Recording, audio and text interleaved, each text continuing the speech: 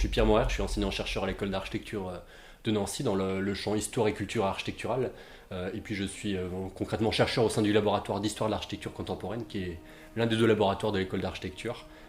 sur des champs de recherche qui touchent principalement l'histoire de l'architecture au XXe siècle. Alors l'exposition Metz années 50-60 qui a ouvert en fait à Metz à partir du 15 septembre et qui reste ouverte jusqu'au 15 janvier prochain, c'est en fait une exposition qui est issue des travaux de ma thèse de doctorat en histoire de l'architecture, qui était une thèse qui a été soutenue en 2018 à l'Université de Lorraine sous la direction d'Hélène Vacher et d'Anne-Marie Châtelet, et qui traitait vraiment de la question de la ville de Metz entre 1947 et 1970 pour comprendre en fait comment la ville s'est transformée à travers l'action municipale. Donc la genèse de l'exposition, c'est vraiment ce travail de thèse de doctorat avec l'ambition qui a été donnée en lien avec la ville de Metz qui est le commanditaire, de transmettre en fait cette information tant aux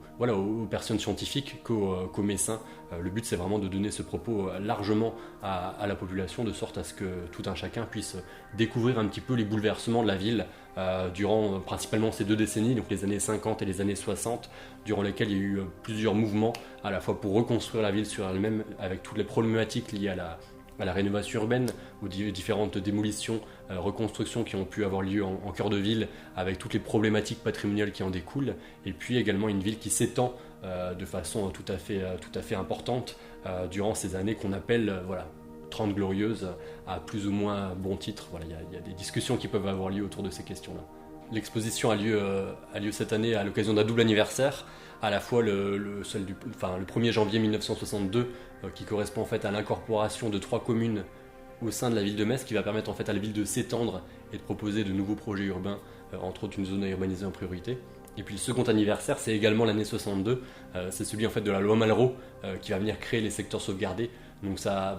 prend bien en compte cette double dynamique, à la fois de renouvellement de la ville sur elle-même avec les questions patrimoniales que ça pose, et puis d'extension de la cité avec cette double dynamique qui se fait vraiment de façon concomitante en même temps pendant cette même période. Donc de façon très concrète, l'exposition Metz années 50-60, elle se décline sur 4 sites différents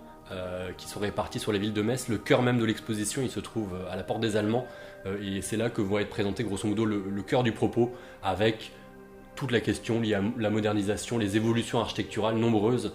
qui ont lieu durant toutes ces périodes, en essayant de les replacer justement dans leur contexte, avec des documents qui sont quasiment tous des documents originaux, des documents d'époque, de telle sorte à ce que tout un chacun puisse comprendre comment ces architectures ont émergé. Donc ça c'est le cœur du propos. Il y a également un second espace d'exposition qui se trouve aux archives municipales de Metz,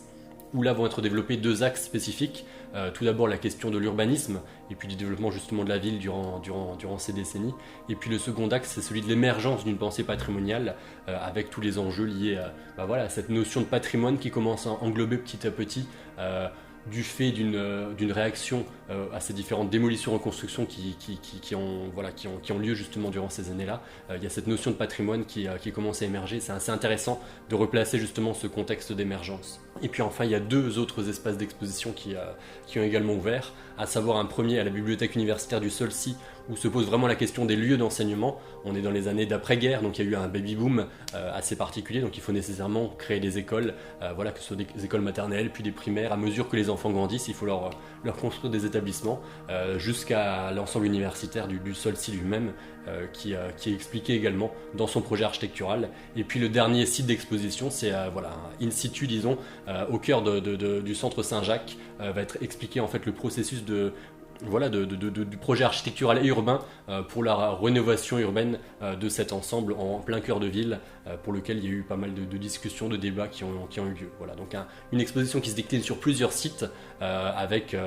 chaque site qui est autonome en termes de lecture, et c'est vraiment une exposition qui s'adresse à la fois aux spécialistes de ces questions, aux personnes qui s'intéressent à l'architecture des années 50-60, et puis toutes les personnes qui ne connaissent pas ce type d'architecture. Il y a à la fois pour des générations qui ont connu ces grands bouleversements urbains, qui vont pouvoir se remémorer certains éléments de leur enfance en particulier, et puis tous les jeunes qui n'ont pas connu justement ces bouleversements peuvent aussi se l'approprier en découvrant le contexte de création d'édifices qu'ils peuvent côtoyer quand ils sont de Metz, et puis qui leur permettent aussi de comprendre des enjeux, disons, qui se passent au niveau national également.